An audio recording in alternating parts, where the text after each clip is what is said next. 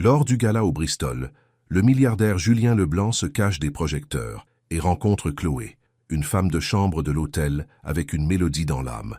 Un sourire inattendu allume une connexion qui pourrait bouleverser leurs deux mondes. La grande salle de bal du Bristol scintillait sous l'éclat des lustres en cristal. Des hommes en smoking coûteux et des femmes drapées dans des robes de créateurs riaient et entrechoquaient leurs coupes de champagne. Ce soir-là avait lieu le gala annuel des pionniers de l'innovation, célébrant les hommes d'affaires les plus riches et les plus influents de France. Dans un coin de la pièce, Julien Leblanc se tenait seul, sirotant un verre de whisky. À 31 ans, il était le plus jeune milliardaire de la liste, ayant bâti son entreprise de logiciels de sécurité à partir de rien. Grand, avec des cheveux bruns et des yeux bleus perçants, les femmes essayaient constamment d'attirer son attention. Mais Julien n'était pas intéressé. Chaque sourire dirigé vers lui était accompagné de conditions. « Julien, te voilà !» Un homme chauve au visage rouge s'approcha. « Les investisseurs du Golfe meurent d'envie de te rencontrer. » Julien força un sourire poli. « J'arrive dans 1 minute, Thomas. » Dès que Thomas s'éloigna, Julien quitta discrètement la salle de bal. Il avait besoin d'un moment de paix. Ces événements l'épuisaient. Tout le monde voulait quelque chose. Son argent, ses relations, son nom sur leur conseil d'administration. Personne ne voyait l'homme derrière la fortune. Il s'engouffra dans un couloir latéral, desserrant son nœud papillon. Les bruits de la fête s'estompaient derrière lui. Julien prit une profonde inspiration, savourant le silence. C'est alors qu'il l'entendit. Un doux et mélodieux fredonnement. Quelqu'un chantait une vieille chanson française. Suivant le son, Julien tourna un coin et la vit. Une jeune femme noire en uniforme d'hôtel était en train d'essuyer une table. Ses cheveux étaient retenus en un chignon simple, et ses mains se mouvaient avec grâce sur la surface. Elle ne le remarqua pas tout de suite, perdu dans sa chanson. Julien s'éclaircit la gorge. La femme leva les yeux, surprise. « Oh, excusez-moi, monsieur, je ne savais pas que quelqu'un était là. » Elle se redressa rapidement. « Non, s'il vous plaît, ne vous arrêtez pas à cause de moi, » dit Julien. Elle lui offrit un sourire, un vrai sourire, pas le genre qu'il avait l'habitude de voir lors de ces événements. Ce n'était ni calculé, ni forcé, c'était juste de la gentillesse. « Vous avez une belle voix, » dit Julien. « Merci. » Elle replaça une mèche rebelle derrière son oreille. « Je devrais retourner travailler. »« Comment vous appelez-vous » La question lui échappa avant que Julien ne puisse se retenir. « Chloé. Chloé Martin. »« Je suis Julien. » Chloé hocha la tête. « Je sais qui vous êtes, monsieur Leblanc. Votre photo est sur tous les programmes ce soir. » Julien grimaça. Bien sûr qu'elle savait. Tout le monde savait. Mais elle ajouta ensuite, « Vous avez l'air d'avoir besoin d'une pause loin de tout ce monde. Ne vous inquiétez pas, votre cachette secrète est en sécurité avec moi. » Elle lui offrit un autre sourire authentique et retourna à son travail. Julien sentit quelque chose d'inhabituel s'agiter en lui. Elle l'avait vu, pas son compte en banque ou son entreprise, juste lui, un homme qui avait besoin d'un moment de paix. « Vous aimez travailler ici » demanda-t-il, pas prêt à mettre fin à leur conversation. Chloé haussa les épaules. « Ça paie les factures. Qu'aimeriez-vous faire d'autre » Elle fit une pause, le chiffon à la main. « C'est une question assez personnelle de la part de quelqu'un que je viens de rencontrer. » Julien réalisa à quel point cela devait paraître étrange. « Vous avez raison, je m'excuse. »« Non, c'est bon, juste inattendu. » Chloé continua d'essuyer. « J'étudiais la musique avant, le violoncelle, mais la vie en a décidé autrement. » Avant que Julien ne puisse en demander plus, une voix sèche appela dans le couloir. « Martin, qu'est-ce que vous faites à bavarder ? Les verres de la salle Est ont besoin d'être débarrassés. » Chloé se redressa. « Tout de suite, Madame Dubois. » Elle rassembla ses produits d'entretien. « Profitez bien de votre soirée, Monsieur Leblanc. » Sur ce, elle s'éloigna en toute hâte. Julien resta là, étrangement déçu. Pour la première fois depuis des années, il avait eu une conversation qui ne tournait pas autour des affaires ou de l'argent. Cela lui semblait réel. Le lendemain matin, Chloé se pressa dans son petit appartement, attrapant son sac et ses clés. « Maman, tu as pris tes médicaments ?» appela-t-elle. De la petite chambre, une voix faible répondit « Oui, ma chérie, ne t'inquiète pas pour moi. » Chloé jeta un coup d'œil. Sa mère, autrefois pleine de vie et forte, était maintenant calée contre les oreillers. L'AVC d'il y a 2 ans avait tout changé. Chloé avait abandonné le conservatoire pour s'occuper d'elle et faire 2 petits boulots pour les maintenir à flot. « Je t'ai préparé le petit déjeuner, il est dans le frigo, » dit Chloé en embrassant le front de sa mère. « Madame Mercier, la voisine, viendra te voir à midi. »« Tu travailles trop dur, » soupira sa mère. « On fait ce qu'on doit faire. » Chloé força un sourire éclatant. « Je serai à la maison pour 18 heures. » Dans le bus pour l'hôtel, Chloé pensa à l'homme de la nuit dernière, Julien Leblanc. Tout le monde connaissait son visage grâce aux magazines et à la télévision. Mais de près, elle avait vu quelque chose que les caméras manquaient, la solitude. Derrière tout ce pouvoir et cet argent, il y avait quelqu'un qui semblait piégé. Non pas que cela ait de l'importance. Leur monde ne pouvait pas être plus différent.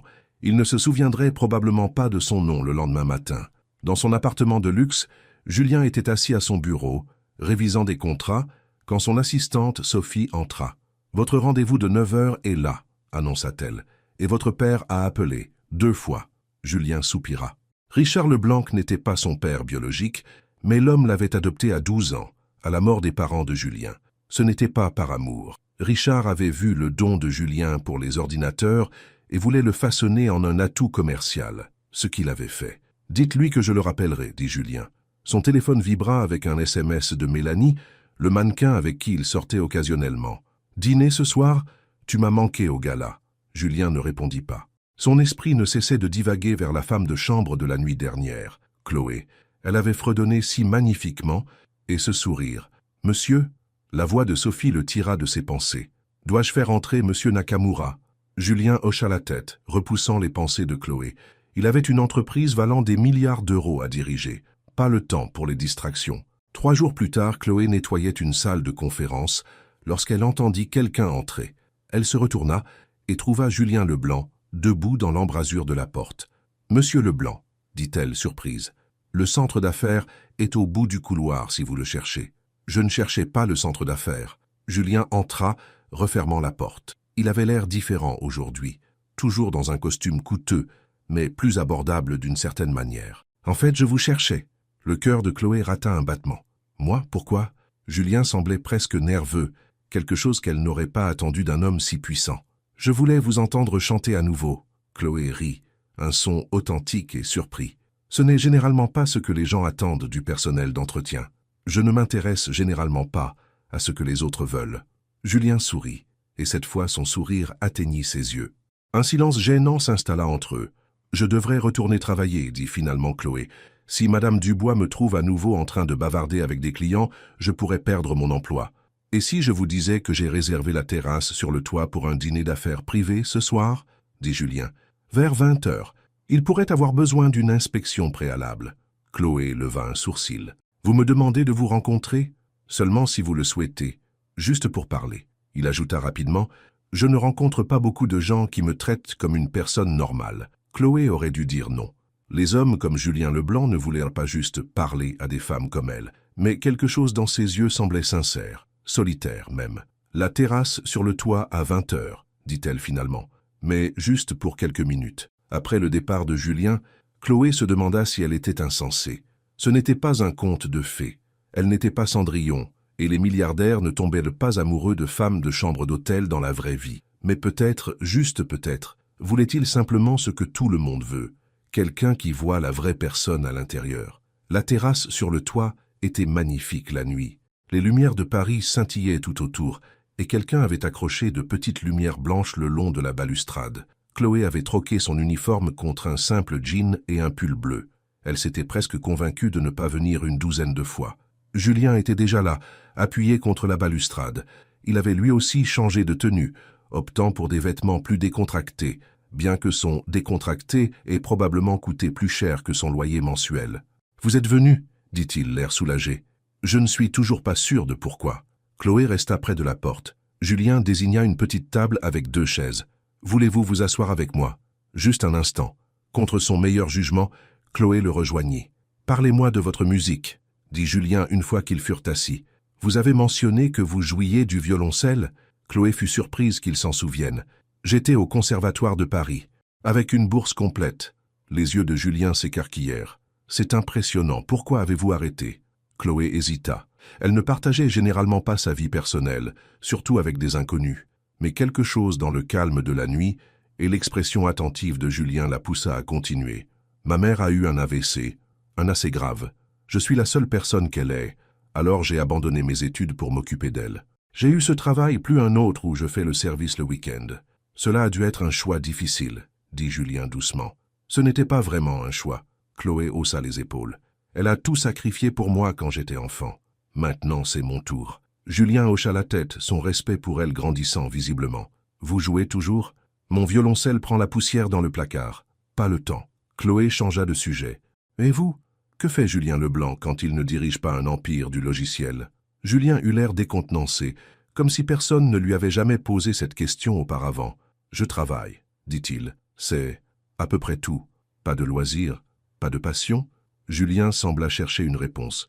J'aimais beaucoup la voile. Quand j'étais enfant, avant la mort de mes parents. L'expression de Chloé s'adoucit. Je suis désolé pour vos parents. Car c'était il y a longtemps, dit Julien. Richard, mon père adoptif, il n'approuve pas les distractions. L'entreprise passe toujours en premier.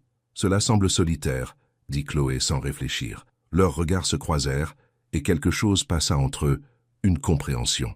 Ils étaient tous deux piégés de différentes manières. Oui, Julien admit, tout le monde attend quelque chose de moi. Mon argent, mon influence. C'est épuisant de ne jamais savoir si quelqu'un est sincère. Eh bien, Chloé sourit, je ne veux certainement pas de votre argent. Je ne saurais même pas quoi en faire. Julien rit, un vrai rire qui transforma son visage. C'est rafraîchissant. Ils parlèrent pendant des heures, bien au-delà des quelques minutes que Chloé avait promises. Elle lui raconta son enfance dans un quartier populaire de Paris, ses rêves de jouer du violoncelle professionnellement. Il lui raconta comment il avait bâti son entreprise, d'un projet de chambre d'étudiants à une puissance mondiale. Quand Chloé vérifia finalement sa montre, elle haleta. « Il est presque minuit. Je dois être de retour ici à 6 heures demain matin.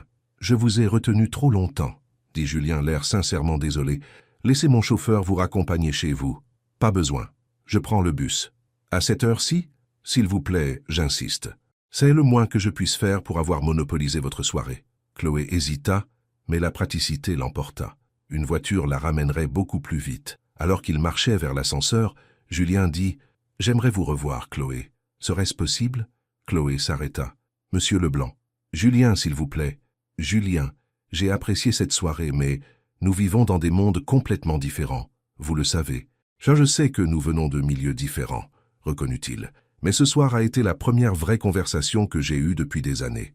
Cela ne compte pas pour quelque chose. » L'ascenseur arriva avec un doux ding. Chloé entra, puis se tourna pour lui faire face. « Je ne suis pas Cendrillon, » dit-elle fermement. « Ce n'est pas un conte de fées. » Julien maintint la porte ouverte, ses yeux sérieux. « Tant mieux, » répondit-il. « Je suis fatigué des contes de fées qui se terminent à minuit. » L'intensité de son regard fit battre le cœur de Chloé à toute vitesse. « Dimanche, » dit-elle finalement. « J'ai mon dimanche après-midi de libre. » Julien sourit, ce sourire authentique qui transformait son visage habituellement sérieux. « Dimanche, alors. » Alors que les portes de l'ascenseur se refermaient entre eux, Chloé se demanda dans quoi elle s'engageait.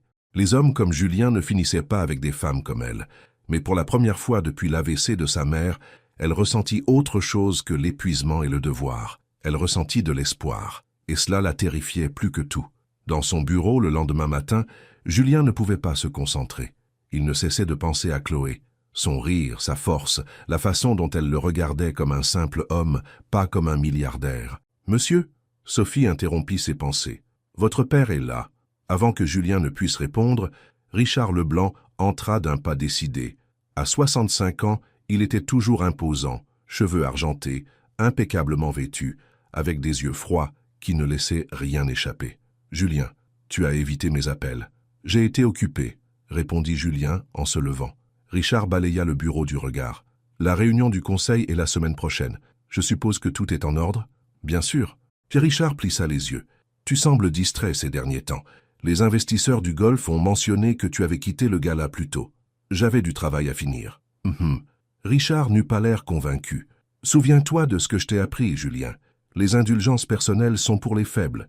Garde ton attention là où elle doit être, sur l'entreprise. » Après le départ de Richard, Julien s'affala lourdement dans son fauteuil. Son père adoptif l'avait façonné pour en faire le PDG parfait, discipliné, concentré, impitoyable si nécessaire.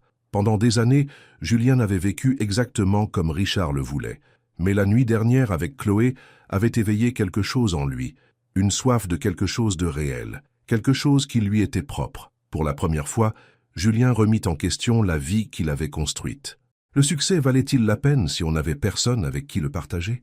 Si chaque sourire que l'on recevait était calculé pour obtenir quelque chose de vous? Il pensa au sourire de Chloé, la façon dont il illuminait tout son visage. La façon dont il le faisait se sentir comme une personne, pas comme un trophée.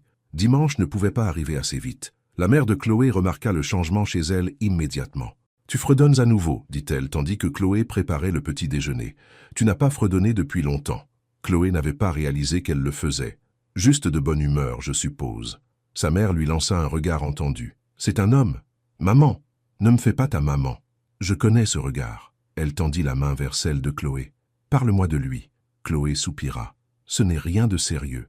Juste quelqu'un que j'ai rencontré au travail. Un client de l'hôtel. » Sa mère eut l'air inquiète. Quelque chose comme ça.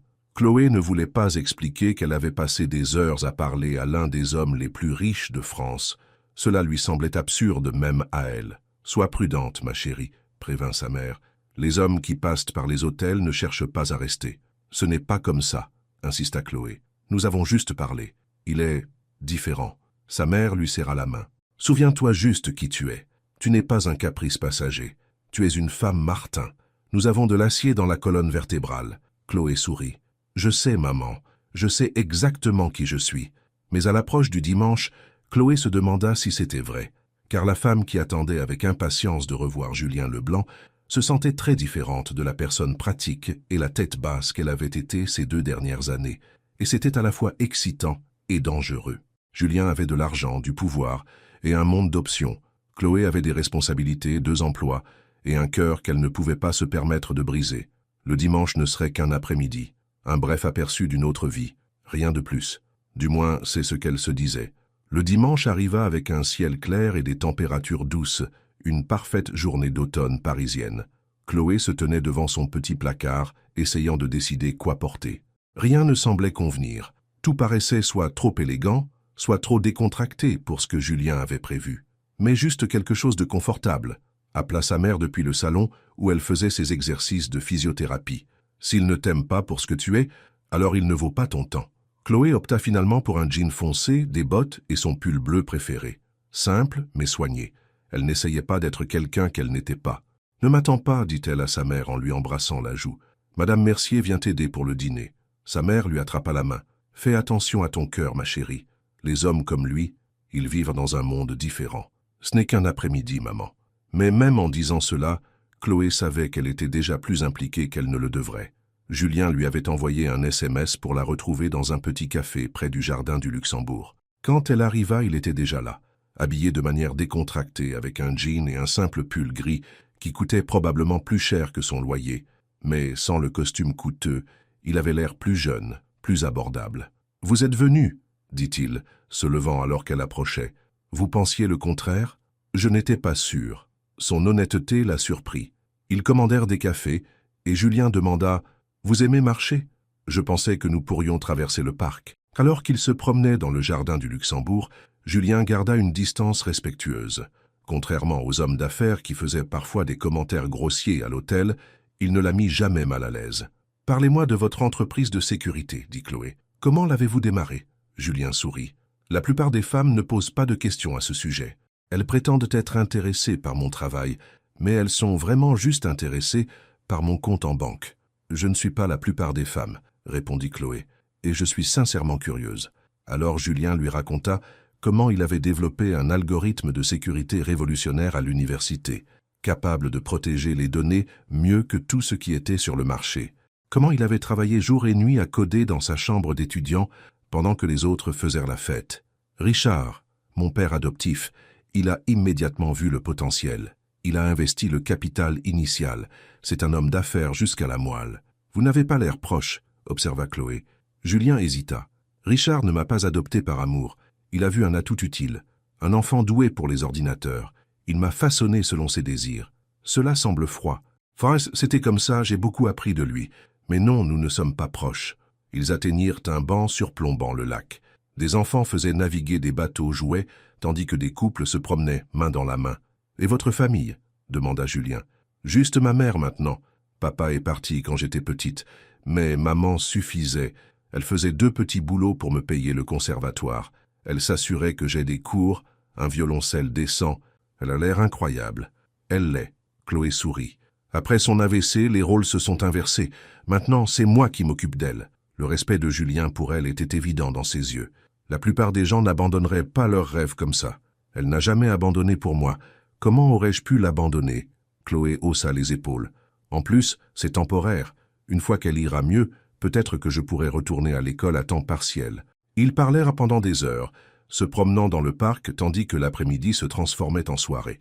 Julien lui parla de la pression de diriger une entreprise mondiale, de la solitude de ne jamais savoir si les gens l'aimaient ou aimaient son argent.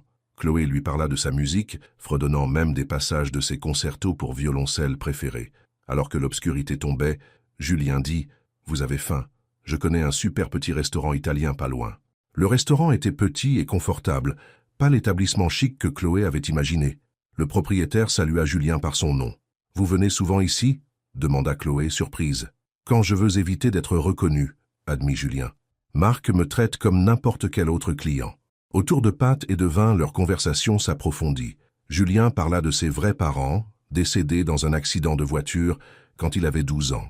Chloé décrivit comment la musique avait été son évasion en grandissant dans un quartier difficile. « Je m'entraînais des heures, » dit-elle. « Le violoncelle était mon meilleur ami. »« J'aimerais vous entendre jouer un jour, » dit Julien.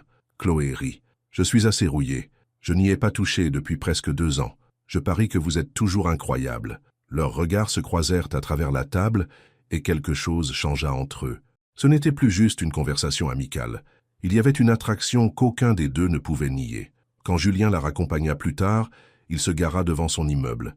C'était un quartier modeste, rien à voir avec le luxe auquel il était habitué. « J'ai passé un moment merveilleux aujourd'hui, dit-il. « Moi aussi. » Chloé sourit. « Merci. Puis-je vous revoir ?» Chloé hésita. « Julien, je dois être honnête. Je vous apprécie. Plus que je ne l'aurais cru. Mais je ne vois pas comment cela pourrait fonctionner. Nous venons de planètes différentes. Ça m'est égal, insista Julien.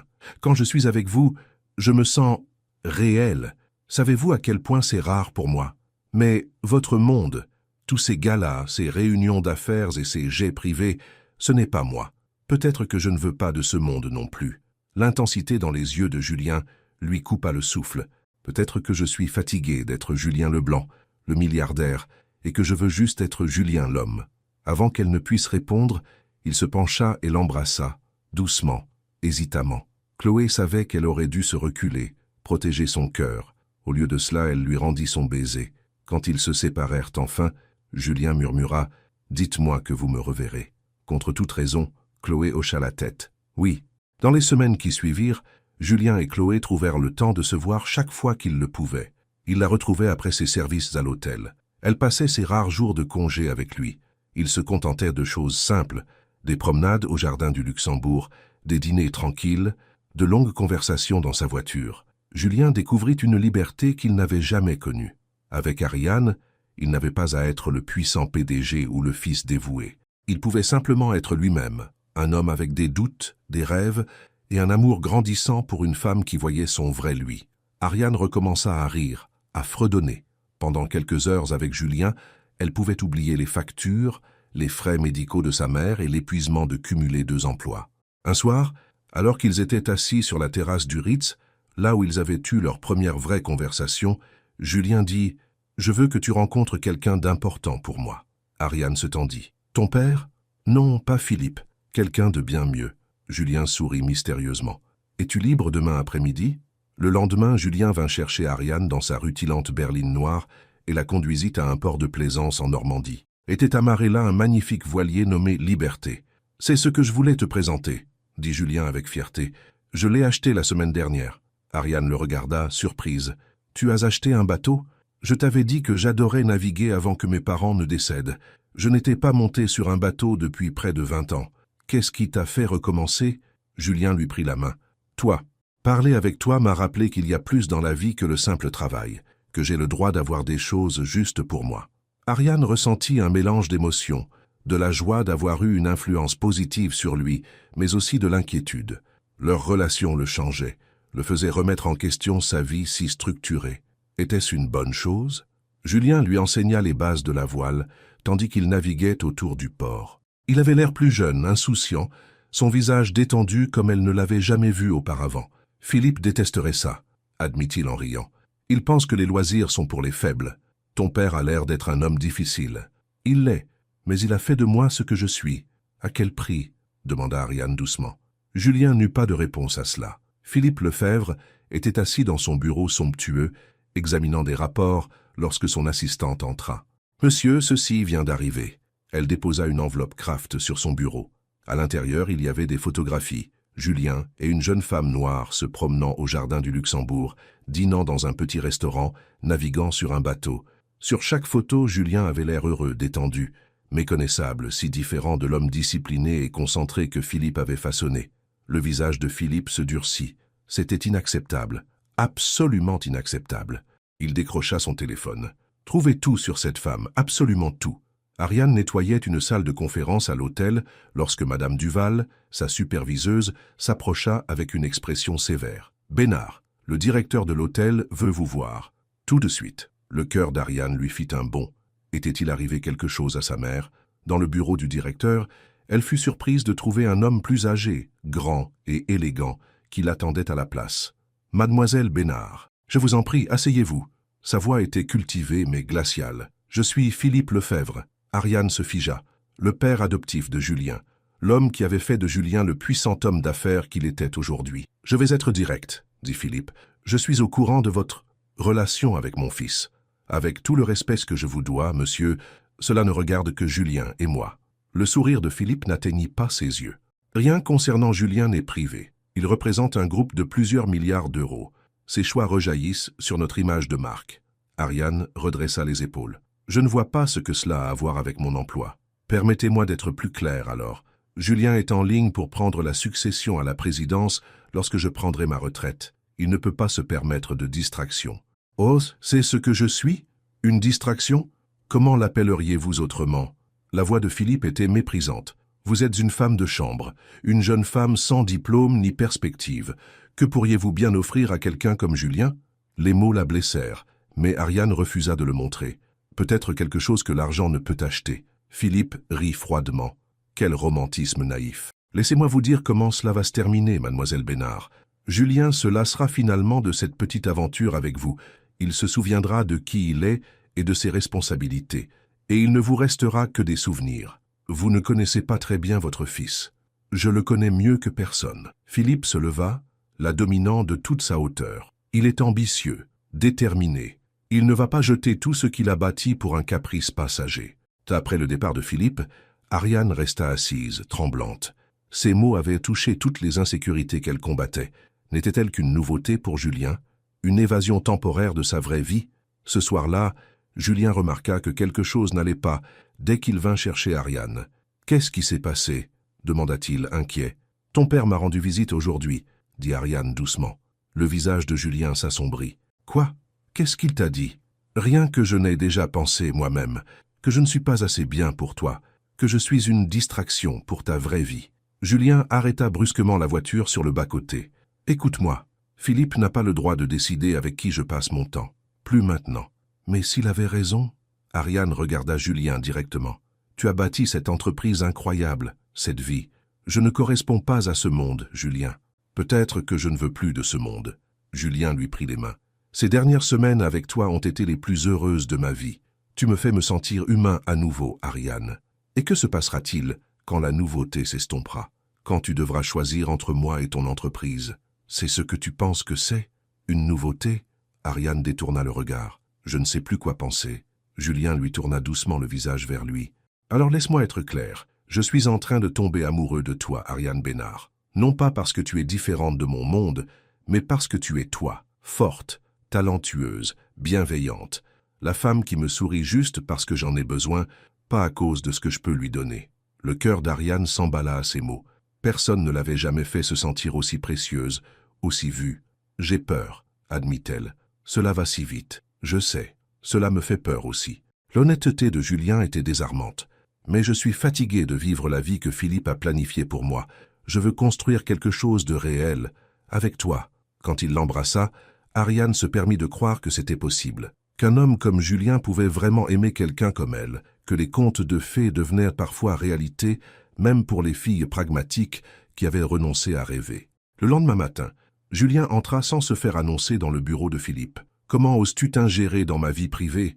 dit-il, la voix tendue de colère. Philippe leva à peine les yeux de son ordinateur. « Je te protégeais d'une erreur. » Ariane n'est pas une erreur. Elle est une distraction, une que tu ne peux pas te permettre en ce moment. Philippe rencontra enfin le regard de Julien. La fusion avec l'entreprise londonienne est dans ses dernières phases. La réunion du conseil d'administration est la semaine prochaine. Et tu joues au marin avec une femme de chambre. Ne l'appelle pas comme ça. La voix de Julien était dangereusement calme. Elle s'appelle Ariane Bénard. C'est une musicienne talentueuse qui a mis ses rêves en suspens pour s'occuper de sa mère malade. Elle a plus d'intégrité et de force que la plupart des gens que je connais. Comme c'est touchant. La voix de Philippe dégoulinait de sarcasme. Et combien de temps penses-tu que cet engouement va durer? 1 mois? 6? Avant que tu ne réalises que tu n'as rien en commun avec cette femme? Tu n'as pas à décider de cela. Non, c'est moi qui t'ai construit, Julien. Tout ce que tu es, tout ce que tu as, c'est grâce à moi. J'ai pris un garçon brisé, orphelin, et j'en ai fait un géant de l'industrie. Tu as fait de moi une machine, corrigea Julien. Un PDG parfait qui n'a pas de vie en dehors de l'entreprise, qui ne se souvient pas de la dernière fois qu'il a été vraiment heureux. L'expression de Philippe se durcit. Le bonheur est un luxe pour ceux qui n'ont pas atteint la grandeur. Tu veux jeter tout ce que tu as pour une fantaisie romantique? Très bien. Mais sache ceci, si tu poursuis cette relation, je m'opposerai à ta nomination à la présidence lors de la prochaine réunion du conseil d'administration. Julien fixa son père adoptif, l'homme qui avait façonné toute sa vie. Est-ce ce qui compte pour moi, la présidence? Ça devrait. C'est ce pourquoi nous avons travaillé pendant des années. Non, c'est ce pourquoi tu as travaillé. Ce que tu voulais pour moi. Julien se dirigea vers la porte, puis se retourna. Je prends quelques jours de congé, une chose que je n'ai pas faite depuis des années. À mon retour, nous discuterons de l'avenir de mon rôle dans cette entreprise. Alors que Julien partait, Philippe lui cria « Elle ne s'intégrera jamais à ton monde, Julien, jamais !» Julien ne regarda pas en arrière. Ariane était chez elle, aidant sa mère à préparer le déjeuner lorsque son téléphone sonna. C'était Julien. « Peux-tu t'absenter quelques jours ?» demanda-t-il sans préambule. « Quoi ? Non, j'ai du travail. Et ma mère ? S'il te plaît, Ariane, j'ai besoin de m'éloigner de tout. Juste pour un week-end. Je veux que tu sois avec moi. » Quelque chose dans sa voix, un mélange de détermination et de vulnérabilité, la fit hésiter. « Laisse-moi voir ce que je peux faire, » dit-elle finalement. Obtenir des congés ne fut pas simple. Elle dut supplier pour un week-end de congé à l'hôtel, trouver quelqu'un pour la remplacer à son service de serveuse et demander à Madame Martin de rester avec sa mère. Mais d'une manière ou d'une autre, elle y parvint. Julien vint la chercher tôt le samedi matin dans sa voiture, l'air à la fois épuisé et exalté. « Où allons-nous » demanda Ariane alors qu'ils sortèrent de la ville. « J'ai une propriété en Sologne.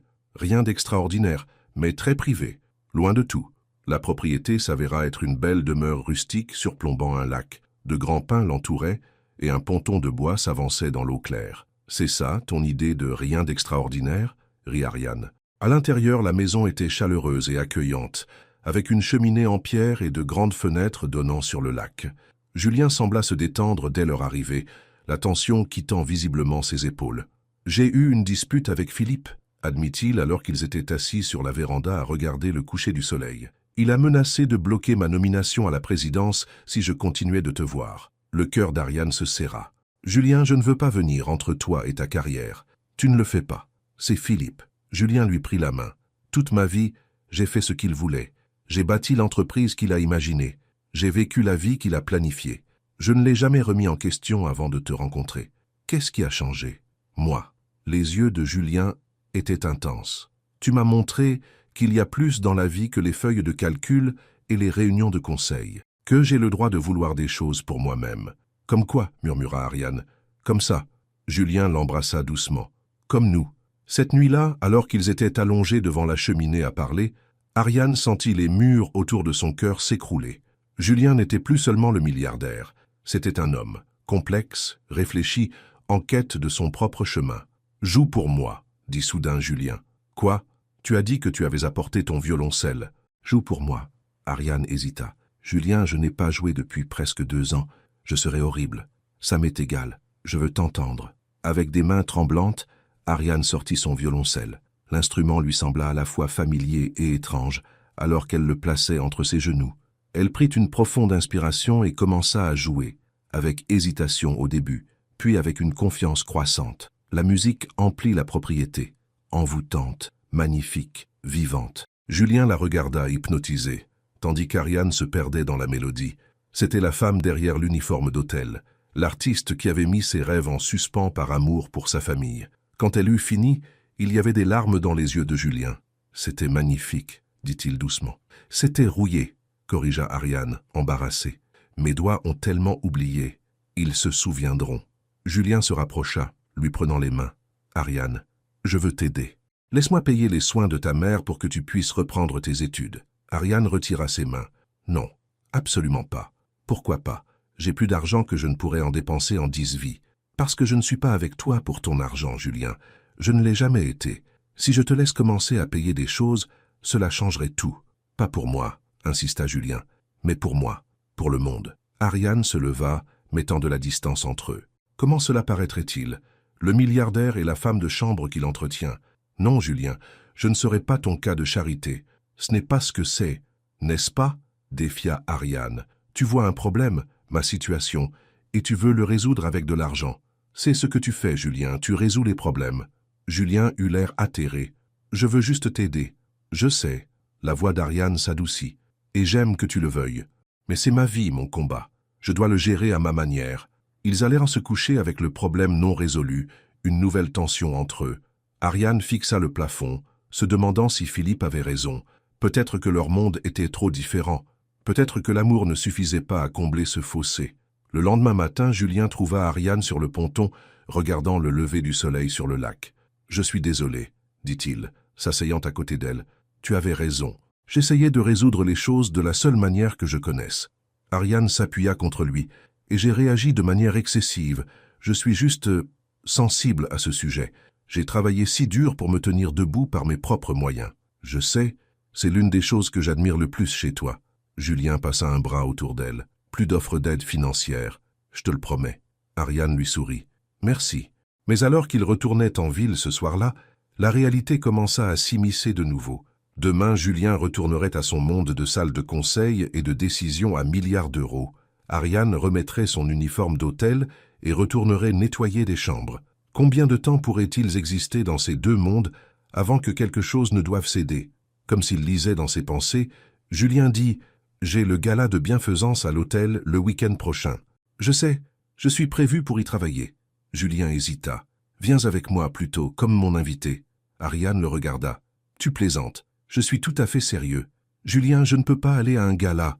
Je n'ai rien à me mettre, je ne sais pas comment me comporter dans ces cercles. Tu serais avec moi, c'est tout ce qui compte. » L'expression de Julien était sérieuse. « Je suis fatigué de cacher ce que nous avons, Ariane. Je veux que le monde nous voie ensemble. » « Le monde n'est pas prêt pour ça, » dit Ariane doucement. « Ton monde surtout. Ça m'est égal. » La poignée de Julien se resserra sur le volant. « J'ai pris ma décision, Ariane. Je te veux là avec moi. S'il te plaît, dis oui. » Contre tout instinct pratique, Ariane se retrouva à hocher la tête. « Oui. » Alors qu'ils continuaient vers la ville, aucun d'eux ne parla de la tempête qui les attendait sûrement. Pour l'instant, il suffisait d'avoir ce moment, cette connexion qui s'était tissée entre un milliardaire qui avait tout sauf le bonheur, et une femme de chambre qui n'avait rien d'autre que du cœur. Quoi qu'il arrive, ils l'affronteraient ensemble. La semaine précédant le gala de bienfaisance passa comme un éclair. Julien se replongea dans le travail, finalisant la fusion avec l'entreprise londonienne, tout en évitant Philippe autant que possible. Pendant ce temps, Ariane continuait ses services à l'hôtel, parfaitement consciente des chuchotements qui la suivaient. La nouvelle s'était répandue parmi le personnel qu'elle fréquentait Julien Lefebvre. Certains étaient curieux, d'autres jaloux, et quelques-uns ouvertement hostiles. Le petit projet de charité de Monsieur Lefebvre, entendit-elle dire une autre femme de chambre dans la salle de pause. Ariane garda la tête haute et se concentra sur son travail. Elle n'avait rien à se reprocher. Pourtant, les commentaires la blessaient parce qu'ils faisaient écho à ses propres peurs les plus profondes, qu'elle n'était qu'une nouveauté pour Julien, une évasion temporaire de sa vraie vie. 2 jours avant le gala, Julien la surprit en envoyant une robe à son appartement. Une magnifique robe de soirée bleu nuit qui semblait taillée pour un tapis rouge. La note disait simplement « Quelque chose digne de ta beauté. J. » Ariane se tint dans sa petite chambre, tenant la robe contre son corps. C'était la plus belle chose qu'elle ait jamais possédée. Mais en se regardant dans le miroir, le doute s'insinua. Pourrait-elle vraiment s'en sortir? Julien aurait-il honte si elle ne savait pas quelle fourchette utiliser ou quelle personne était importante? Sa mère regarda depuis l'embrasure de la porte, appuyée sur son déambulateur. Ce garçon a bon goût. Thais, maman, je ne sais pas si je peux faire ça, admit Ariane. Ces gens, ils ne sont pas comme nous. Sa mère s'approcha du lit en boitant et s'assit avec effort. Viens ici. Ariane s'assit à côté d'elle et sa mère lui prit les mains. Écoute-moi, tu es Ariane Bénard. Tu as été acceptée au Conservatoire de Paris grâce à ton seul talent. Tu as travaillé 2 emplois sans te plaindre pour prendre soin de moi. Tu as plus de classe dans ton petit doigt que la plupart des gens dans tout leur corps. Mais je ne suis pas comme les femmes que Julien fréquente habituellement. Des mannequins, des mondaines. Et comment ça s'est passé pour lui? L'interrompit sa mère. Il y a une raison pour laquelle il t'a choisi, ma chérie. Ne l'oublie pas. Ariane serra sa mère fort dans ses bras. Que ferais-je sans toi? Espérons que tu n'auras jamais à le découvrir, dit sa mère avec un sourire. Mais il y avait une lassitude dans ses yeux qui inquiétait Ariane. La kinésithérapie était éprouvante. La nuit du gala arriva. Julien envoya une voiture chercher Ariane, mais vint lui-même à sa porte plutôt que d'attendre dans le véhicule. Quand elle ouvrit la porte dans la robe bleue, ses yeux s'écarquillèrent. « Tu es époustouflante », dit-il doucement. Dans son smoking, Julien était plus beau que jamais. Mais c'était le regard dans ses yeux, un mélange d'admiration et de tendresse, qui fit s'emballer le cœur d'Ariane. « Tu es pas mal non plus », dit-elle avec un sourire nerveux. Julien lui tendit le bras. « Prête à scandaliser le tout Paris ? Autant que je le serai jamais. » Alors qu'il se rendait à l'hôtel, Julien l'informa de ce à quoi s'attendre. « La presse sera là. Ils prendront des photos, poseront des questions. Tu n'as pas à répondre à ce que tu ne veux pas. »« Ça, que dois-je dire s'ils me demandent qui je suis ?» L'estomac d'Ariane se noua d'anxiété. Julien lui prit la main. « La vérité. Tu es Ariane Bénard, la femme dont je suis amoureux. » La simple déclaration lui coupa le souffle. « Julien, c'est vrai. » Ses yeux tinrent les siens. « Je t'aime, Ariane. Je crois que c'est le cas depuis la première nuit où tu m'as souri. » Avant qu'elle ne puisse répondre, la voiture s'arrêta devant le Ritz Paris. Les flashs des appareils photo illuminèrent immédiatement la nuit, alors que Julien sortait et tendait la main à Ariane. L'expérience du tapis rouge était surréaliste. Les journalistes appelaient le nom de Julien, demandant qui était sa cavalière. Les photographes se bousculaient pour avoir la meilleure position. Julien garda son bras fermement autour de la taille d'Ariane, la guidant à travers le chaos avec une aisance habituelle. « Monsieur Lefebvre, est-ce votre nouvelle petite amie? Quel est votre nom, mademoiselle? Comment vous êtes-vous rencontrés ?» Julien répondit avec aisance, présentant Ariane mais détournant les questions plus intrusives. En entrant dans la salle de bal, Ariane fut frappée par la sensation étrange d'être de l'autre côté de la barrière. Quelques semaines auparavant, elle nettoyait cette même salle, invisible aux riches invités. Maintenant, tous les regards étaient braqués sur elle. Des chuchotements les suivirent alors qu'ils traversèrent la foule. « N'est-elle pas une femme de chambre ici? Julien Lefebvre avec une employée d'hôtel? C'est bizarre. Ça doit être un coup de publicité. » Julien n'entendit pas les commentaires ou choisit de les ignorer. Il présenta Ariane à divers associés et amis, sa main ne quittant jamais le bas de son dos, une présence rassurante l'ancrant dans ce monde inconnu.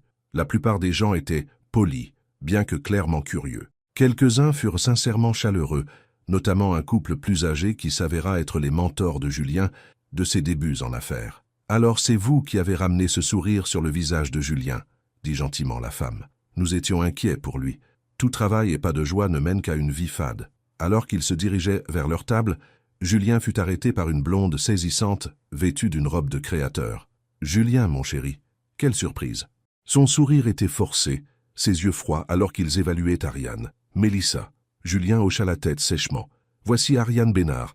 Ariane, voici Mélissa Garnier. » Ariane reconnut le nom, le mannequin que Julien fréquentait occasionnellement avant qu'ils ne se rencontrent. « Enchanté !» dit Mélissa sans chaleur. « C'est donc pour ça que tu as arrêté de répondre à mes appels. Comme inattendu. Si vous voulez bien nous excuser, » dit Julien, éloignant Ariane. « Ex-petite amie » demanda Ariane doucement. « Rien de sérieux, » répondit Julien. « Juste quelqu'un que Philippe jugeait approprié pour mon image. » Ils avaient presque atteint leur table lorsque Philippe Lefebvre lui-même apparut devant eux, impeccablement vêtu et rayonnant de désapprobation. « Julien, mademoiselle Bénard. » Sa voix était glaciale. « Je vois que vous avez décidé de faire une déclaration ce soir. »« Bonsoir, père, » dit Julien calmement. « Tu te souviens d'Ariane. »« Ça, comment pourrais-je oublier ?» Le regard de Philippe balaya Ariane avec mépris. « Choix audacieux d'amener votre ami à un événement où tous nos principaux investisseurs sont présents. Ariane est mon invitée. » La voix de Julien se durcit. « Et tu la traiteras avec respect. » Un silence tendu s'installa entre eux, brisé seulement lorsque le gong annonçant le dîner retentit. Nous devrions nous asseoir, dit Julien, guidant Ariane. Tout au long du dîner, Ariane fut parfaitement consciente du regard froid de Philippe à l'autre bout de la salle. Elle s'efforçait de se concentrer sur Julien, sur la musique, sur tout, sauf ce sentiment grandissant d'être dépassée par les événements. Elle avait confondu une fourchette, ri trop fort à une blague et renversé un verre d'eau qu'un serveur, quelqu'un avec qui elle avait travaillé la semaine précédente, avait dû nettoyer. Après le repas, tandis que les couples se dirigèrent vers la piste de danse, Julien conduisit Ariane vers un coin plus tranquille. « Tu t'en sors très bien », dit-il, remarquant sa tension. « Je sais que ce n'est pas facile. Tout le monde nous regarde, » murmura Ariane. « Ils se demandent ce que tu fais avec quelqu'un comme moi. Laisse-les se demander. » Julien la serra contre lui. « La seule opinion qui m'importe est la tienne. » Tandis que l'orchestre entamait une valse, Julien lui prit la main. « Tu veux danser ?» Sur la piste de danse, dans les bras de Julien, Ariane commença enfin à se détendre. Il dansait bien, la guidant avec assurance à travers les pas. Pendant quelques précieuses minutes, ils n'étaient que tous les deux se mouvant en parfaite harmonie. Puis le flash d'un appareil photo attira son regard, un photographe mondain immortalisant l'instant. La réalité la rattrapa brutalement. Ce n'était pas un conte de fées, c'était le monde de Julien, et elle n'était qu'une visiteuse. Après leur danse, Julien fut happé par une conversation avec des investisseurs. Ariane s'excusa pour trouver les toilettes, ayant besoin d'un moment seul pour se ressaisir. En revenant, elle tourna au coin et faillit entrer en collision avec Richard Beaumont, qui semblait l'attendre. « Vous appréciez votre moment Cendrillon, mademoiselle Dubois ?» demanda-t-il froidement. Ariane redressa les épaules. « J'ai été invité par Julien, monsieur Beaumont. J'ai parfaitement le droit d'être ici. »« Le droit ? Parlons de droit. » Richard s'approcha, la voix basse. « Julien a travaillé toute sa vie pour bâtir sa réputation, son entreprise. Avez-vous la moindre idée de ce que vous lui faites en étant ici ce soir ? Je ne fais rien d'autre qu'être avec l'homme qui m'importe. »« Vous importe ?» Richard rit sans humour. « Laissez-moi vous dire ce qui va se passer ensuite. Les pages mondaines publieront des photos de vous deux demain. Ils vont fouiller votre passé. La femme de chambre qui a abandonné ses études, avec sa mère malade, qui peine à joindre les deux bouts. Puis ils spéculeront sur ce que vous voulez de Julien. Son argent, son influence, parce que personne, absolument personne, ne croira que c'est autre chose. » Ariane sentit chaque mot comme une gifle, mais refusa de le montrer. « Vous ne savez rien de moi ni de ce qu'il y a entre Julien et moi. »« Je connais mon fils, » riposta Richard. « Il est dans une phase de rébellion. Il essaie de prouver qu'il peut faire ses propres choix. Mais finalement, il se souviendra de qui il est et de ce qu'on attend de lui. Et qu'est-ce donc? Quelqu'un digne du nom Beaumont, quelqu'un qui contribue à son succès et ne le nuit pas. » Les yeux de Richard étaient d'effroi. « Vous êtes une distraction, mademoiselle Dubois. Une évasion temporaire, rien de plus. » Avant qu'Ariane ne puisse répondre, Julien apparut à ses côtés. « Tout va bien ici ?» demanda-t-il, les yeux allant d'Ariane à Richard. « Très bien, » dit rapidement Ariane. « Votre père et moi étions juste en train de parler. »« Vraiment ?» La voix de Julien était tendue. « De quoi ?» Richard sourit finement. « Juste en train de mieux connaître votre ami. Nous devrions y retourner, » dit Ariane, prenant le bras de Julien. Tandis qu'il s'éloignait, Julien murmura. « Qu'est-ce qu'il t'a dit ?»« Rien que je ne puisse gérer, » l'assura Ariane, bien que son cœur battait la chamade. Car malgré son air brave, les mots de Richard avaient fait mouche. Et s'il avait raison? Et si elle n'était qu'une passade pour Julien? Le reste de la soirée passa dans un flou. Ariane souriait et acquiesçait au bon moment, mais à l'intérieur, le doute grandissait. Elle n'appartenait pas à ce monde de richesse et de privilèges. Et Julien, malgré tout ce qu'il disait vouloir quelque chose de réel, était né dans cette vie. C'était dans son sang, son éducation, son attitude même. Au moment de partir, Ariane était épuisée par l'effort de tenter de s'intégrer. Dans la voiture qui les ramenait à son appartement, elle resta silencieuse, perdue dans ses pensées. « Tu as été incroyable ce soir, » dit Julien, lui prenant la main. « Tout le monde t'a adoré. »« Pas tout le monde, » répondit doucement Ariane. Julien soupira. « Richard finira par s'y faire. Il a juste besoin de temps. »« Vraiment, ou est-ce toi qui finiras par changer ?» La question lui échappa avant qu'Ariane ne puisse la retenir. « Qu'est-ce que tu veux dire ? Cette rébellion, comme l'appelle ton père. Combien de temps avant que tu ne te lasses de t'encanailler avec la femme de chambre de l'hôtel et que tu ne retournes vers les mannequins et les mondaines ?» L'expression de Julien se durcit. « C'est ce que tu penses que c'est ? Une rébellion ? Je ne sais plus quoi penser. » Ariane tourna la tête pour regarder les lumières de la ville défiler par la fenêtre. « Ce soir a rendu tout si réel. Tu appartiens à ce monde, Julien. Moi, non. J'appartiens où que tu sois. insista Julien lui tournant le visage vers le sien. Pourquoi ne peux-tu pas le croire? Parce que ça n'a pas de sens. Regarde-nous, tu es Julien Beaumont, et moi je ne suis qu'une. La femme qui m'a vu quand personne d'autre ne l'a fait, l'interrompit Julien. La femme qui me fait rire, qui me défie, qui ne veut rien de moi, à part moi. La voiture s'arrêta devant l'immeuble d'Ariane, mais aucun des deux ne bougea pour sortir. « Je t'aime, Ariane, » dit Julien doucement. « Je me fiche de ce que pensent les autres, ni Richard, ni la presse, ni la société. Je veux juste être avec toi. » La sincérité dans ses yeux lui donnait envie de croire, mais les mots de Richard résonnaient dans son esprit. « J'ai besoin de temps pour réfléchir, » dit-elle finalement. Ce soir était accablant. La déception traversa le visage de Julien, mais il acquiesça. « Je comprends.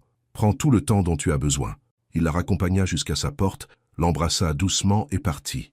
Ariane regarda sa voiture s'éloigner, un sentiment de perte s'installant déjà en elle. À l'intérieur, sa mère l'attendait, impatiente d'entendre parler de la soirée. « C'était comme un rêve, » dit Ariane, raccrochant délicatement la magnifique robe. « Mais les rêves se terminent quand on se réveille. »« Que s'est-il passé ?»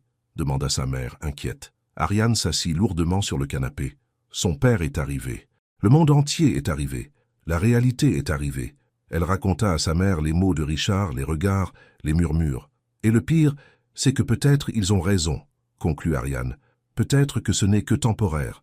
Peut-être que Julien se réveillera un jour et réalisera que je n'ai pas ma place dans sa vie. » Sa mère lui prit la main. « Ou peut-être qu'il sait déjà exactement ce qu'il veut et que c'est toi. Comment est-ce possible? Nous sommes si différents. Parfois, la différence est exactement ce dont une personne a besoin. » Les yeux de sa mère étaient sages. « Ce garçon te regarde comme si tu avais décroché la lune. Ne jette pas ça par peur. » Ariane voulait y croire. Mais le doute avait pris racine et elle ne pouvait pas s'en défaire. Le lendemain matin, des photos de Julien et Ariane étaient affichées à la une de toutes les pages mondaines et des sites de potins. La femme mystérieuse du milliardaire dévoilé lisait un titre. « La romance de la classe ouvrière de Beaumont », déclarait un autre. Certains articles étaient simplement curieux, d'autres carrément cruels dans leur spéculation sur ce qu'une femme de chambre d'hôtel pouvait bien vouloir de l'un des célibataires les plus convoités de Paris. Le téléphone d'Ariane vibrait constamment avec des messages de Julien, lui demandant si elle allait bien, lui disant d'ignorer la presse. Elle répondit brièvement, l'assurant qu'elle allait bien mais garda ses distances. Elle avait besoin de réfléchir, de trouver de la clarté. Au travail, la situation était insupportable. Ses collègues l'évitaient ou la bombardaient de questions intrusives. Madame Vidal la surveillait comme un faucon, cherchant clairement le moindre prétexte pour la réprimander.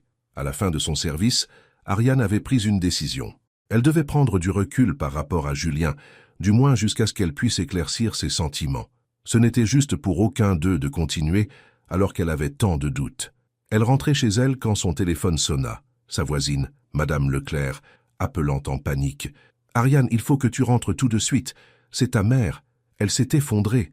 L'ambulance vient de l'emmener à l'hôpital Sainte-Marguerite. » Le monde d'Ariane bascula sur son axe. « J'arrive tout de suite. » À l'hôpital, Ariane arpentait la salle d'attente, malade d'inquiétude.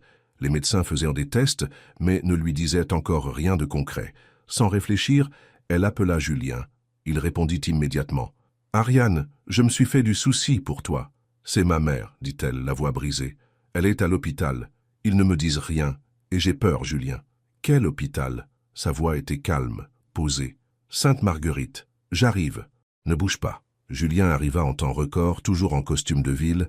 Il jeta un coup d'œil au visage d'Ariane et la serra dans ses bras. « Je suis là, » dit-il simplement. « Tout ce dont tu as besoin. » Pour la première fois depuis le gala, Ariane se laissa s'appuyer sur lui, puisant de la force dans sa présence solide. Julien parla avec le personnel hospitalier, son nom et son influence ouvrant des portes qui étaient restées fermées à Ariane. Bientôt, un médecin les informa de l'état de sa mère. « Elle est stable maintenant, » expliqua le médecin. « Mais elle a eu un autre AVC, plus petit que le premier mais préoccupant. Nous aimerions la garder en observation et faire des tests supplémentaires. »« Faites tout ce qui est nécessaire, » dit Julien. « Les meilleurs soins, les meilleurs spécialistes. »« Julien, » commença Ariane à protester. « Pas d'argument, » dit-il fermement. « Pas pour ça. » Ils furent autorisés à voir brièvement sa mère. Elle paraissait petite et fragile dans le lit d'hôpital, mais parvint à un faible sourire en les voyant. « Regardez-vous tous les deux, » murmura-t-elle. « Mes anges gardiens. »« Repose-toi, maman, » dit Ariane, lui prenant la main. « Les médecins prennent bien soin de toi. » Après que sa mère se fut assoupie, Ariane et Julien s'assirent dans la salle d'attente, leur tasse de mauvais café refroidissant dans leurs mains. « Merci d'être venu, » dit doucement Ariane. « Je ne savais pas qui d'autre appeler. »« Je serai toujours là pour toi, » répondit Julien. « Toujours. » La simple déclaration fit monter les larmes aux yeux d'Ariane. Même après la façon dont je me suis éloigné après le gala, même là, Julien lui prit la main. Je sais que c'était beaucoup. Je sais que mon monde peut être accablant. Mais Ariane, tu dois savoir, tu n'es pas juste une passade pour moi. Ce que je ressens pour toi est réel. Ariane regarda leurs mains jointes, la sienne soignée et lisse, la sienne calleuse par le travail. J'ai eu peur, admit-elle. Ton père a dit certaines choses. L'expression de Julien s'assombrit. Quelle chose? Que j'étais juste une distraction, qu'à la longue tu te souviendrais de qui tu es vraiment et de ce qu'on attend de toi. Richard n'a pas le droit de définir qui je suis. La voix de Julien était féroce. Seul moi peux le faire. Et l'homme que je veux être est quelqu'un digne de ton amour. Ariane le regarda dans les yeux et ne vit rien d'autre que de la sincérité. À cet instant, tous ses doutes semblèrent s'évanouir. « Je t'aime, Julien, » dit-elle doucement. J'ai eu peur de le dire, peur même de le ressentir, mais c'est le cas. Julien la serra contre lui, l'embrassant doucement. Alors c'est tout ce qui compte. Nous réglerons le reste ensemble. Ils restèrent à l'hôpital toute la nuit, Julien ne quittant jamais le côté d'Ariane. Aux premières heures du matin, tandis qu'Ariane somnolait contre son épaule, Julien passa une série d'appels téléphoniques discrets. À l'aube, il avait fait en sorte que le meilleur neurologue de la ville consulte le dossier de sa mère et avait pris en charge toutes les dépenses médicales. Quand Ariane se réveilla et réalisa ce qu'il avait fait, elle commença à protester. « Avant que tu ne discutes, » dit Julien, « ce n'est pas de la charité. C'est moi qui soutiens la femme que j'aime pendant une crise. Si tu étais avocate ou médecin ou n'importe quoi d'autre, tu aurais quand même besoin de soutien en ce moment. Laisse-moi être ça pour toi. » Présentée ainsi, Ariane ne put refuser. Elle était fatiguée de se battre seule. « D'accord, » murmura-t-elle, posant sa tête sur sa poitrine. « Merci. » Alors que le soleil se levait sur la ville, Julien serrait Ariane contre lui, tous deux regardant sa mère dormir paisiblement. Quoi qu'il arrive ensuite, la désapprobation de Richard, la spéculation de la presse, les défis de concilier leurs mondes différents, ils l'affronteraient ensemble. Pour l'instant, dans le calme de la chambre d'hôpital, ils avaient trouvé leur vérité. Parfois, l'amour arrivait dans des paquets inattendus. Parfois, le sourire que l'on n'attendait jamais était exactement celui dont on avait le plus besoin. Mais leur paix fut de courte durée. Plus tard, ce matin-là, alors que la mère d'Ariane subissait des tests, le téléphone de Julien sonna. C'était Vanessa, son assistante, sonnant inhabituellement anxieuse. « Monsieur, vous devez venir au bureau immédiatement. C'est une réunion de conseil d'urgence. Richard a demandé un vote sur votre poste de PDG. » Le visage de Julien se durcit. « Il passe à l'offensive. Qu'est-ce qu'il y a ?» demanda Ariane, alarmée par son expression. « Richard essaie de me chasser de ma propre entreprise. » Julien se leva, le conflit évident dans ses yeux. « Je dois y aller. »« Bien sûr, » dit Ariane. « C'est l'œuvre de ta vie. » Julien la serra dans ses bras. « Toi et ta mère êtes ceux qui comptent le plus. L'entreprise n'est qu'une entreprise. »« Mais c'est ton entreprise, » insista Ariane. « Vas-y, batte-toi pour elle. Je vais bien ici. » Julien l'embrassa rapidement. « Je reviens dès que je peux. Appelle-moi si quoi que ce soit change avec ta mère. » Alors qu'il se précipitait dehors, Ariane sentit un frisson de pressentiment. Richard déclarait la guerre, non seulement à la relation de Julien avec elle, mais à tout ce que Julien avait bâti. Les lignes de bataille étaient tracées, et Julien était pris au milieu, entre l'entreprise qu'il avait créée et la femme qu'il avait appris à aimer, entre le monde dans lequel il était né et celui qu'il avait choisi pour lui-même. Ariane ne pouvait qu'espérer que leur amour serait assez fort pour résister à la tempête qui s'annonçait. Julien entra dans la salle du conseil, redressant sa cravate. Autour de la longue table en acajou étaient assis les 12 membres du conseil d'administration, des hommes et des femmes avec qui il avait travaillé pendant des années. Au bout de la table, Richard Beaumont se tenait avec une expression sombre. « Gentil de nous rejoindre, Julien, » dit froidement Richard. « Nous discutions justement des récents défis en matière de relations publiques de l'entreprise. » Julien prit calmement sa place. « Je n'étais pas au courant que nous en avions. » Richard cliqua sur une télécommande et des images de Julien et Ariane au gala apparurent sur le grand écran. Des titres de journaux défilèrent. La romance de la classe ouvrière de Beaumont. Le milliardaire et la femme de chambre. Le nouvel amour de Julien Beaumont fait parler. Nos actions ont chuté de 3 points depuis que ces photos sont parues dans la presse, déclara Richard.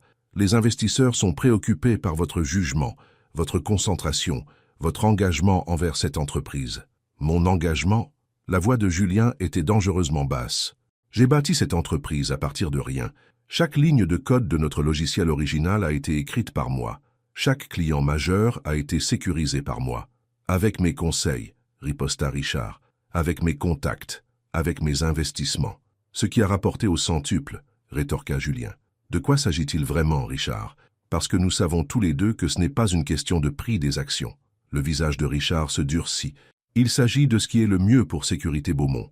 Et en ce moment, ce n'est pas vous. Il distribua des dossiers à chaque membre du conseil. J'ai préparé un résumé du comportement récent de Julien, réunion manquée, responsabilité déléguée, temps passé loin du bureau.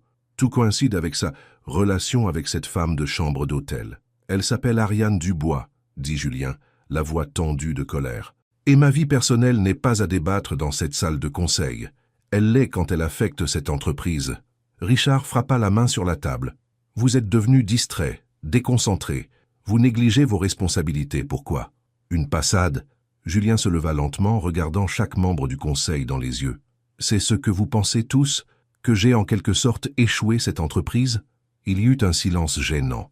Le dernier trimestre a été notre plus rentable de tous les temps, continua Julien. La fusion avec notre filiale de Londres, que j'ai personnellement négociée, augmentera notre part de marché de 20%. Notre nouveau protocole de sécurité a été adopté par 3 gouvernements majeurs. Il se pencha en avant, posant ses paumes sur la table. J'ai tout donné à cette entreprise pendant des années. Nuits, week-ends, jours fériés. J'ai manqué des mariages, des enterrements, des anniversaires, tout pour Sécurité Beaumont. Et maintenant, parce que j'ai enfin trouvé quelque chose, quelqu'un qui compte pour moi en dehors de ces murs, vous voulez me chasser. Personne ne remet en question vos contributions passées, dit doucement Richard. Nous sommes préoccupés par votre concentration future. Ma concentration est exactement là où elle doit être. La voix de Julien était ferme.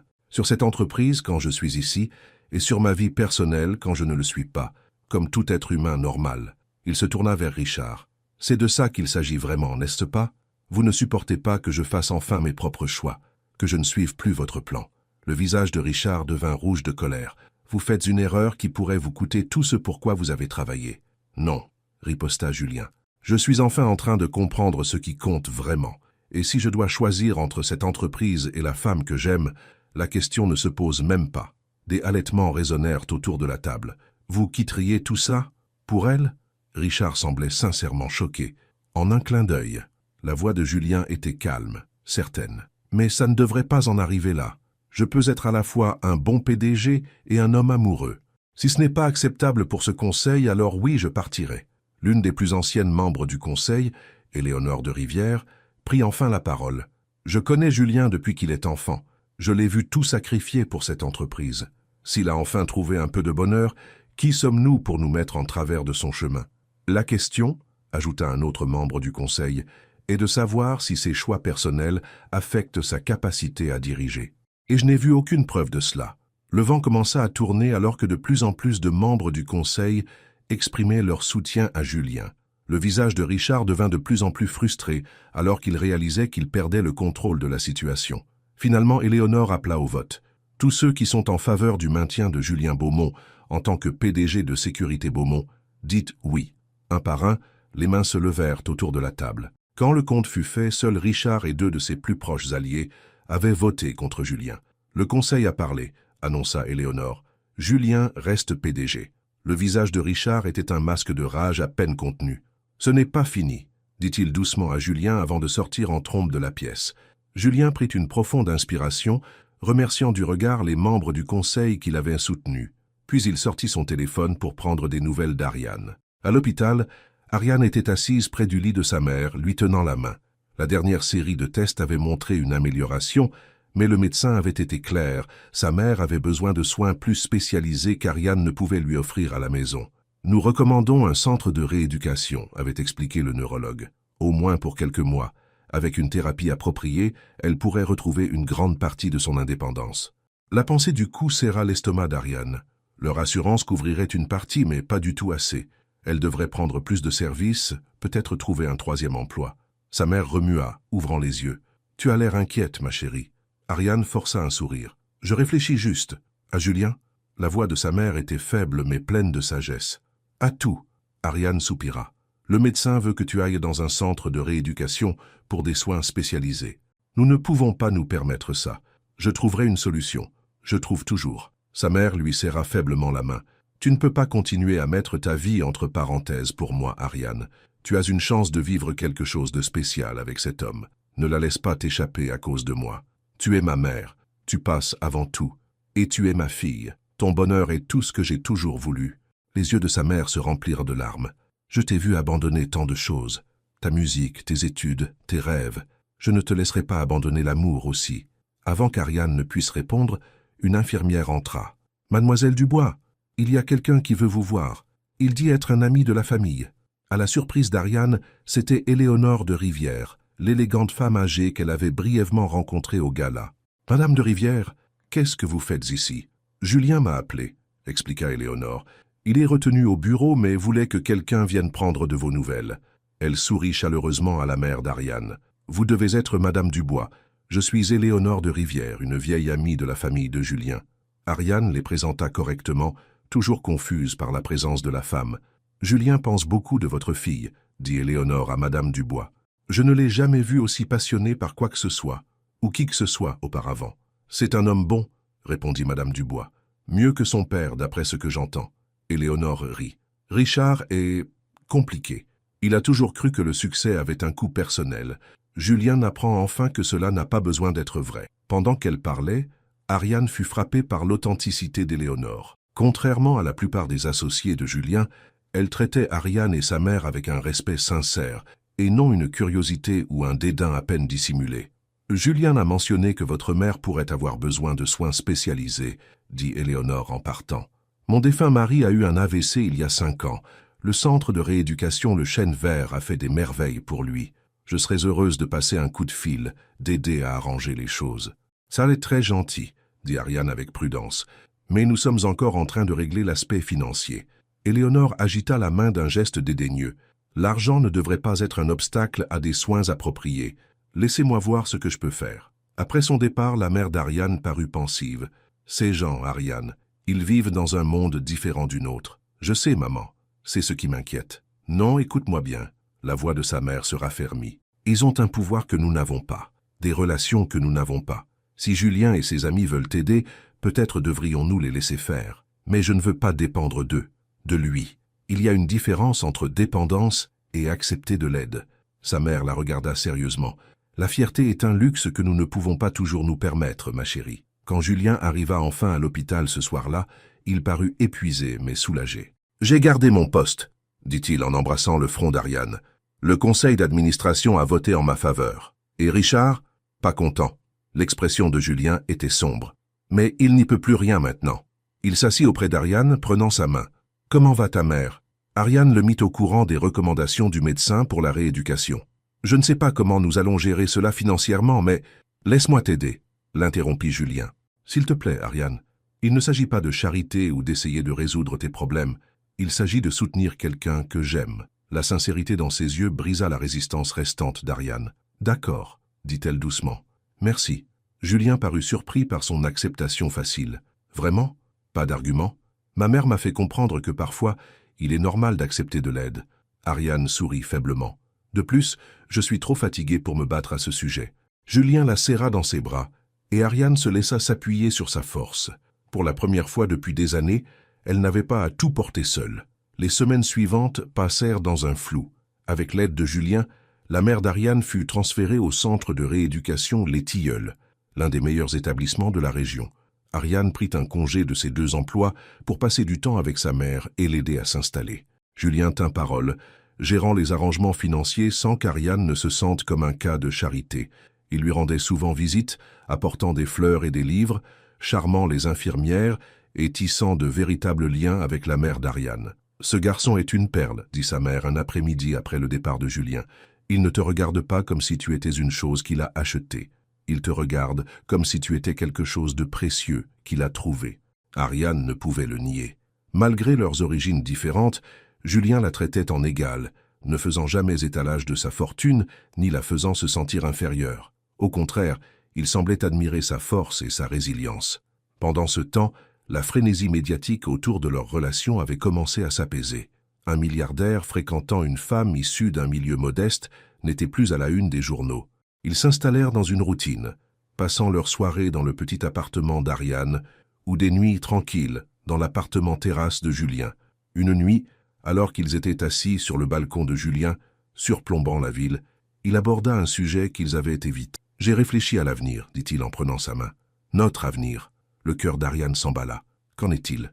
Je veux que tu emménages avec moi. » Ariane hésita. « Julien, je ne sais pas. Laisse-moi t'expliquer. » Il se tourna pour lui faire face entièrement. « Je sais que tu tiens à ton indépendance. Je sais que tu t'inquiètes de ce que les gens penseront. Mais je suis fatigué de te dire bonne nuit et de rentrer chacun chez soi. Je veux m'endormir avec toi et me réveiller avec toi tous les jours. Et ma mère. Le centre de rééducation n'est que temporaire. Une fois qu'elle sera plus forte, elle pourrait vivre avec nous. J'ai largement de la place. » Ariane était partagée. Une partie d'elle ne voulait rien de plus que de dire oui. Mais une autre partie craignait encore qu'elle ne fasse que visiter le monde de Julien sans vraiment y appartenir. « Puis-je y réfléchir ?» demanda-t-elle finalement. Julien hocha la tête, cachant sa déception. « Bien sûr, prends tout le temps qu'il te faut. » Quelques jours plus tard, Ariane arriva au bureau de Julien, le surprenant au milieu d'une réunion. Son visage s'éclaira en la voyant. « Ariane, tout va bien ? » ?»« Tout va bien. Votre assistante m'a dit que je pouvais attendre dans votre bureau le temps que vous terminiez. » Julien jeta un coup d'œil au cadre autour de la table de conférence. En fait, nous étions justement en train de terminer. En quelques minutes, il avait mis fin à la réunion et rejoint Ariane dans son bureau. « C'est une belle surprise. J'ai réfléchi à votre proposition, » dit Ariane, « à emménager ensemble. » Julien attendit, son expression soigneusement neutre. « Avant de vous donner ma réponse, il y a quelque chose que je dois faire d'abord. » Ariane prit une profonde inspiration. « Je vais reprendre mes études, à temps partiel, pour terminer mon diplôme de musique. » Le visage de Julien s'illumina d'un large sourire. « Ariane, c'est merveilleux. J'ai déjà fait ma demande de réadmission et postulé à des bourses. Maman va de mieux en mieux chaque jour au tilleul. C'est elle qui m'a convaincu que c'était le moment. Je suis si fier de toi, » dit Julien en la serrant dans ses bras. « Et tout ce dont tu auras besoin. »« Je sais, » l'interrompit Ariane avec un sourire, « mais c'est quelque chose que je dois faire par moi-même. J'ai trouvé un travail à temps partiel pour enseigner la musique aux enfants. Ça aidera pour les dépenses. » Julien hocha la tête, comprenant son besoin d'indépendance. « Alors, à propos d'emménager, »« Je ne peux pas emménager avec toi tout de suite, » dit Ariane. « J'ai besoin de me tenir sur mes propres pieds d'abord, de retrouver ma musique, de découvrir qui je suis, en dehors du rôle de fille de quelqu'un ou de petite amie de quelqu'un. Mais quand je serai prête, quand nous serons prêts, alors oui. » Bien que Julien fût visiblement déçu, il respecta sa décision. « J'attendrai, » dit-il simplement, « aussi longtemps qu'il le faudra. » 2 mois plus tard, tout changea. C'était la nuit d'un autre gala de charité, celui-ci soutenant l'éducation musicale dans les écoles défavorisées. Julien avait été un donateur majeur, inspiré par l'histoire d'Ariane, bien qu'il l'ait fait anonymement à son insistance. Ariane y assisterait non pas comme la compagne de Julien, mais comme artiste. Elle avait été invitée à jouer du violoncelle avec un petit ensemble d'étudiants en musique de retour à l'école, sa première performance publique depuis plus de 2 ans. En coulisses de l'événement, Ariane était un nœud de nerfs. Sa mère, n'utilisant plus qu'une canne au lieu d'un déambulateur, ajusta la simple robe noire de sa fille. « Tu es magnifique, ma chérie, et tu vas sonner encore plus magnifiquement. » Ariane serra sa mère fort dans ses bras. « Je ne serai pas là sans toi, sans ta force. »« Nous avons toutes les deux été fortes, » répondit sa mère. « Maintenant, va leur montrer ce qu'une femme du clos peut faire. » La performance fut un triomphe. Tandis que l'archet d'Ariane glissait sur les cordes, tout le reste s'évanouit. Ses doutes, ses peurs, le long chemin qu'il avait mené ici. Il n'y avait que la musique, coulant en elle comme un retour aux sources. Au premier rang, Julien regardait avec fierté et amour brillant dans ses yeux. À côté de lui étaient assises Éléonore Richard et plusieurs autres membres du conseil d'administration qui l'avaient soutenu contre Richard. Richard lui-même était notablement absent, ayant pris un congé de l'entreprise après sa tentative de coup de force manqué. Une fois les applaudissements retombés et la partie formelle de la soirée terminée, Julien se fraya un chemin jusqu'à Ariane à travers la foule. Comme toujours, les têtes se tournaient pour le regarder, le puissant, bel milliardaire faisant toujours la une avec sa relation inhabituelle. « Tu as été magnifique, » dit-il, l'embrassant doucement. « Merci d'avoir rendu tout cela possible, » répondit Ariane. « La fondation, les bourses, tout. C'est toi qui as fait le plus dur, insista Julien. J'ai juste ouvert quelques portes. Alors qu'ils traversèrent la salle de bal, Ariane remarqua un visage familier. Mélissa Dubois, l'ancienne mannequin, ex-petite amie de Julien, qui parlait avec un groupe de mondaines. Alors qu'ils passaient, la voix de Mélissa porta clairement. « Tu choisis vraiment la femme de chambre. Encore ?» La pièce sembla se figer alors que tous les regards se tournèrent vers eux. Julien s'arrêta, son corps se raidissant à côté d'Ariane. Lentement, délibérément, il se tourna vers Mélissa. « Je n'ai pas choisi une femme de chambre, » dit-il, sa voix portant dans le silence soudain. « J'ai choisi la femme qui m'a fait me sentir de nouveau humain. » Il regarda autour de la pièce, affrontant les regards curieux. Beaucoup d'entre vous se sont demandé ce que Julien Beaumont faisait avec quelqu'un en dessous de sa condition. Permettez-moi d'être clair une bonne fois pour toutes. Ariane Duclos est la personne la plus forte, la plus talentueuse, la plus authentique que j'ai jamais connue. Elle m'a appris ce qui compte vraiment dans la vie. Et oui, je la choisis. Aujourd'hui, demain et tous les jours qui suivront. Le cœur d'Ariane se gonfla alors que Julien prenait sa main, l'éloignant des spectateurs stupéfaits. « Je suis désolé pour ça », murmura-t-il, « mais je ne regrette pas ce que j'ai dit. »« Moi non plus », répondit Ariane, lui serrant la main. « Emmène-moi quelque part de tranquille. » Ils finirent sur la terrasse sur le toit du Crillon, le même endroit où ils s'étaient véritablement connectés pour la première fois des mois auparavant. La nuit était claire, les étoiles visibles malgré les lumières de la ville. Ariane avait apporté son violoncelle, voulant jouer juste pour Julien après avoir joué pour une foule. « On dirait que la boucle est bouclée », dit Julien, appuyé contre la balustrade. « Cette nuit-là a tout changé », acquiesça Ariane. « Je ne m'attendais jamais à ce que tout cela arrive quand j'ai souri à un inconnu qui se cachait d'une fête. » Julien rit. Cet inconnu non plus ne s'y attendait pas. Mais je suis reconnaissant chaque jour que cela soit arrivé. Ariane positionna son violoncelle et commença à jouer, le même air de « Comme d'habitude » qu'elle fredonnait quand Julien l'avait trouvée pour la première fois. La douce et émouvante mélodie flottait dans l'air nocturne, une sérénade privée rien que pour eux. Quand elle eut fini, Julien s'approcha, son expression sérieuse mais tendre. « Tu rends le monde plus silencieux, Ariane, » dit-il doucement. « Et je ne veux pas passer un seul jour sans ce son. » À sa surprise, il s'agenouilla devant elle. Mais au lieu de sortir un écrin à bagues comme elle s'y attendait à moitié, il sortit un petit écrin de velours. À l'intérieur se trouvait un délicat bracelet en argent. Gravées à sa surface, des notes de musique, les premières mesures de la chanson « Comme d'habitude » qu'elle avait fredonnée cette première nuit. « Ce n'est pas une demande en mariage », expliqua Julien. « Pas encore. Je sais que tu as besoin de temps. Tu dois terminer tes études, retrouver ta musique, te tenir sur tes propres pieds. C'est juste une promesse. Quand tu seras prête, sans hâte, juste ne disparais pas. » Les larmes emplirent les yeux d'Ariane. Cet homme puissant et riche qui aurait pu avoir n'importe qui, la comprenait si complètement. Il n'essayait pas de la presser ni de la changer. Il promettait simplement d'être là quand elle serait prête. Elle posa son violoncelle et s'agenouilla devant lui, prenant son visage dans ses mains. « Je ne vais nulle part », promit-elle en l'embrassant doucement, pleinement. Tandis qu'ils se serraient l'un contre l'autre sous les étoiles, Ariane pensa au voyage qui les avait menés ici. D'une rencontre fortuite entre un milliardaire et une femme de chambre d'hôtel, à ce moment de parfaite compréhension.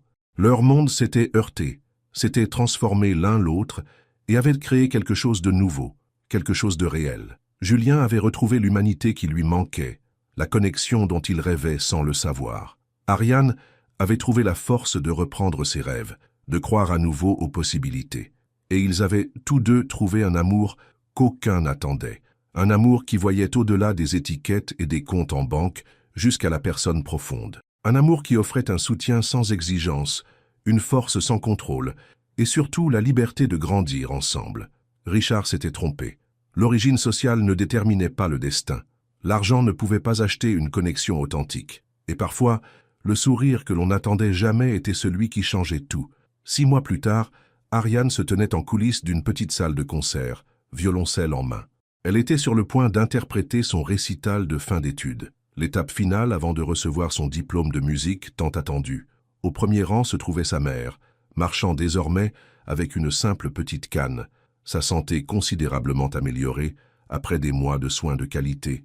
À côté d'elle était Julien, l'air plus détendu et content que le PDG pressé qui se cachait autrefois dans les couloirs pour échapper aux conversations sans intérêt. Était également présente Éléonore Richard et plusieurs membres du conseil d'administration de Julien, tous devenus de véritables soutiens tant pour Julien que pour Ariane. Plus surprenante encore était la présence de Richard Beaumont, qui avait progressivement commencé à réparer sa relation avec Julien, après avoir vu à quel point son fils était devenu plus sain et plus heureux. Alors qu'Ariane montait sur scène, elle croisa le regard de Julien.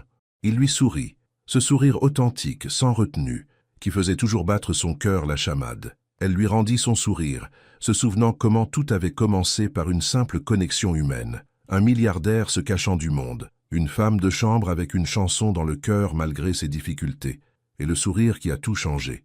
Elle leva son archet et commença à jouer, non seulement pour ses professeurs ou le public, mais pour elle-même, pour la femme qu'elle était devenue, assez forte pour se tenir debout seule, mais assez sage pour accepter le soutien lorsqu'il est offert avec amour. Après la performance, alors que les applaudissements emplissaient la salle, Julien la rejoignit en coulisses. Cette fois, quand il s'agenouilla devant elle, il avait bien une bague. « Maintenant » demanda-t-il simplement. « Es-tu prête maintenant ?» Ariane regarda l'homme devant elle, non pas Julien Beaumont le milliardaire, mais simplement Julien, l'homme qu'il avait vu quand personne d'autre ne le faisait, l'homme qui lui avait donné le temps et l'espace pour se retrouver. « Oui, » dit-elle, le cœur rempli, « je suis prête maintenant. » Tandis que Julien glissait la bague à son doigt, Ariane savait que leur histoire ne faisait que commencer. Il y aurait des défis à relever, des compromis à faire, des mondes à continuer de relier. Mais la fondation était solide, bâtie sur le respect, la compréhension et la reconnaissance que la véritable valeur n'avait rien à voir avec les comptes en banque ou les titres professionnels. Il s'agissait de la capacité à voir la vraie personne derrière la façade, à offrir un sourire sincère quand il était le plus nécessaire, à trouver la connexion humaine qui fait toute la différence. Fun.